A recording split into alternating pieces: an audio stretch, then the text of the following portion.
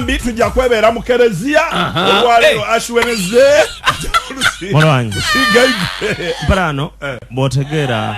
olunaku lwene ebyafaayo byalwo n'ebigendera byalwo Wantimba oyogeire bibyo okirizibwa okola ng'abasinga bali kibona oba obutakikola ng'abasinga bakola Wantimba eno batokoze Wantimba waliwo wotuuka yensi bwetambula lero nkuliko oleyako bati bw'oba tosobola abawangula begaiteku bw'obona nga buli muntu n'olwemba oluliwo iwe tambula mpolampola weegiireko ewuwo nga tokoze kire ngobalese banume ate ngolega kanabo niwe tunaabaawo twabakoba nti olunaku ekituufu kyene ni kino statement yange Mulwanyi efaanana neyo nkobye bwebanga iwe osobola okikolanga abandi bali kikola iseke kikole ali kikolanga bwe bakikola bw'obona yatali kikolanga iwe oli kikola respect nze bimuga tibijjakola wange zaina abantu abali kujja okumpa ebimuli nganze era gibaba gy'okuba byenjoge mantwaleka ekyonja kikola waliwo n'abandi abamufunye mu ngeri etali nnungi abafiire olw'iddo nga tuli baziika olwaleero era tujja abatagabagaba kale tuli musawo munange esokera era wano programu kyere twongera okwedukiza nti olunaku olwaleero luno okuva olunaku olwaido olwaleero n'olwenkyo munange wajja kubaawo wano okukebera obulwaire bwa kansa screeninga kansa mu bakyala anti nkobi okuva ido olwaleero okuva ido olwaleero n'olwenkyo tujja kuba wano ku NBS FM idawo byabwerere bakukebera nga wagolola wedi ababaka wa parliament babawo emotoka aye kisanda kyo bwe kiwaku gati bakolonzo lino gizaayo aye nga wagolola n'emotoka ya government olina ogizamba waire sawa 48 ngojiziza buli muntu yena yafuna loan anabegabira loan olokubanga ni minister wafuna loan nga loan ya government togisasulanga nga wali mu government sawa 48 waire bwobanga osula mu numba bulungi nti enumba eyo ya government nga walekera okola mu government musawa 48 nojja baba sawa 24 dajire okubitaku ng'ebintu ebize byonka obuwumbi obuwula mu 12 era awo mwina kulinda biseera byemuke biseera byemuke wa moya bali nemuke ewena waloloba nkobi nize magada kisiga mukale kujagabira amaloko kugera ku bintu biri bokina yire anti ebukaja wamba ndole ya wambe nka oliku mulusungu bacheta insinuating nze nkaliko bakubya kuwamba nze nkobye mulinde biseera bya MK ifa bali kuogerere bokina faso ngokoba oti mulinde MK na anafu mala ya mawule bobero ligaga basiwe ya naidali alikwendali yoyo mala ya mawule ekitegeza mwena you are candidates for that kale nilikudoga dino odogo na kabanga liga noyi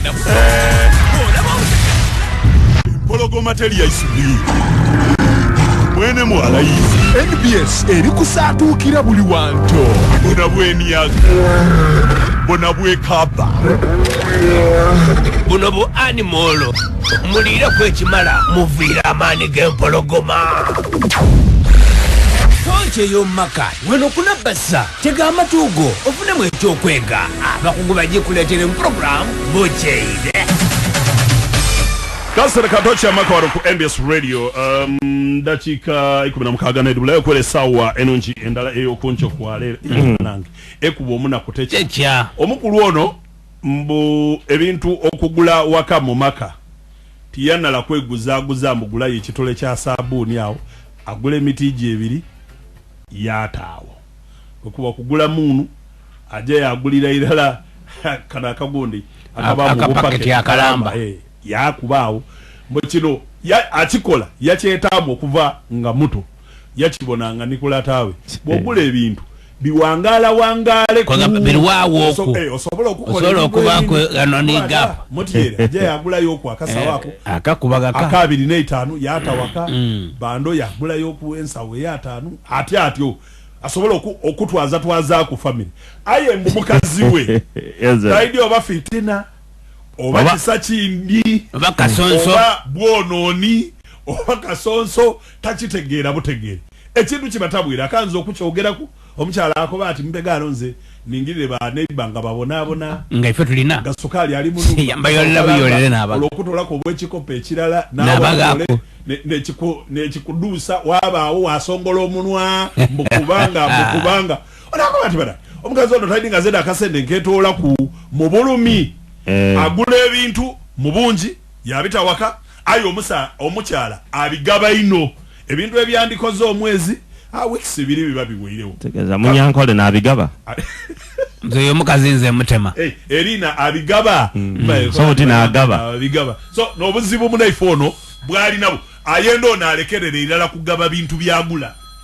aye nga kai omusaadde ensonga detegereka mwene ensonga ye odawulira abantu ngabakale ati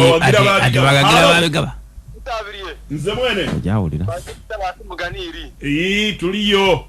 muwangale balwera imwe era singa muzira wangu twale kama ko lwembere eri omperano ife ndala yakasa era so muwangale paka ndiku abantu bamagezi nizeri asebulumba mukwano gwa imwe abazi magene omusalekero ogulira mukazi oyo ebintu abandi akwe konti azira sente mama kawagabeewo twatale no pomane wishi wagulu mungu gwamala mwezi okwefuga weguwawo manate kai ulina ko mwezi mplo mungu ai mwana kwa tuli kitu akalinda ngoliawa yabalinda omwezi emunu kwa zira kuma baidembera ya ifwela idizi waguze sabuni wa 10 kereze ezera cyo kulembere eriwo alobona imaka sabuni ogula ka 10 onagula miti ayo kwagulira miti iwe liko katole keremwe baletuwereza nkale ona butere baba ni Dr. Thomas Eredadi okuva Kayanja Maige district wa Kayanja district botempera ano zamagezi gempo omusaada oyo wabolinago wabanga takaenda kugula ebintu mu bungi ayenda okubigula kuba n'omuze yegwaidi aye omukyala agava Nzembere ndowooza nti atolewo omukazi oyo yasigale nga yegulira ebintu ebyo oli mulalu kaya mukazi akobye ali kumuwa magezi ago n'agage banena mwala mwise magungu wanje Sara mokyala bifa mengo yongera kwirowooza ayo aba mwana naye tukikiriza nange ebintu banalyani nalobe kugirula kugaba bintu yandi yakoba anti Eko byayalobe kuzibula kuba abasaadde baise mujja mwayiya busimu omukeera mwaida mu studio wandekera omuntu abyo okule kunana bishikabiri yatola sente ebintu ebyo yagaba tikirungi munange tikirungi kulingirira abamulirwanwa abo nga babonabona nga iwe olina munumba olina bingi fine muwe kukatini aye kikudibula oba nti onagula mu bungi era agula mu bungi ole yena yagaba Alo sabo oliyo Mugauli Johnson okuzwe ebudaka yo musaiza we budaka kale atyano pulira ogaba kusa kugaba kulungi naye omukyala yali kugaba ebintu ebyati omusaiza yatuuka ekiseera n'abuwala bakutuuka ekiseera abananyira abagaba batandika okumukola nti babana abepanka agulana ebintu muwungi yasigala nate adoba ne olwekyo ekyendi okusaba omusaiza ati anatandika okuba ne store amuwenda kakanani kamwo namanya namukoba nti akantu ako kalina okumala wiki osabuni amwe katole kamwo oli kitundu kyawo nga mwene nasalangako ali budaka alo abai wanji erena nkale asembe yoyo ese jawala abo mukyalo bomba bagera okugaba kubanga alime binyeba bine ebijanjalawo alina okuwako neighbor ayo nako byagula bugule naye bano ab'ekibuga tugula buguze ebintu n'agaba ate oyinza n'okulowooza nti agaba naye nga tagaba atunda butunzi oguze ensawo y'amanda ogiguze 800